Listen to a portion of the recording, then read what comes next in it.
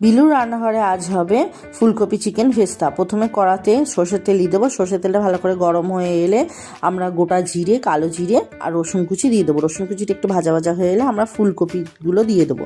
ফুলকপিটা আমরা রসুনের সাথে ভাজতে থাকবো। তারপরে আমরা তারপর আমরা আলু দিয়ে দেবো। আলুটাও আমরা ফুলকপির সাথে একটু নাড়বো। তারপরে আমরা নাড়তে তারপর আমরা চিকেনটা দিয়ে দেবো। চিকেনটা ভালো করে ফুলকপি আর আলুর সাথে ভাজতে থাকবো।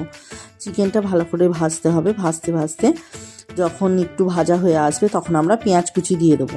পেঁয়াজ কুচি দিয়েও আমরা ভালো করে নাড়তে থাকবো। তারপর আমরা স্বাদ মতো নুন দিয়ে দেবো।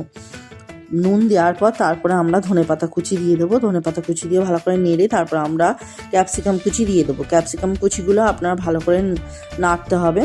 নাড়ার পর তারপরে আদা বাটা দিয়ে দেবো। আদা বাটাটা ভালো করে দিয়ে কষাতে হবে ফুলকপি, চিকেন, আলুর সাথে। তারপর কষানো হওয়ার পর আমরা একটু লঙ্কা কুচি দিয়ে দেবো।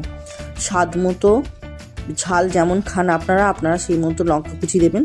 তারপরে আমরা দিয়ে দেবো কস্তুরি মেথি দেওয়ার পরে আমরা দিয়ে দেবো গোটা গরম মশলা গুঁড়ো দেওয়ার পর আমরা নাড়তে থাকবো।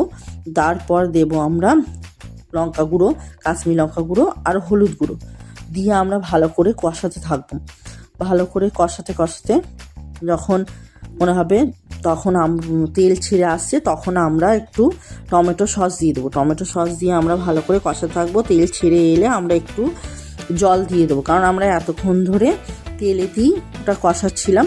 আমরা এক ফোঁটা জল ইউজ করিনি। এবার জল দিয়ে আমরা ওটাকে ঢাকা দিয়ে রেখে দেবো। ঢাকা খুলে আমরা দেখব আমাদের ফুলকপি চিকেন ভেস্তা রেডি হয়ে গেছে। রান্না ভালো লাগলে সাবস্ক্রাইব করুন।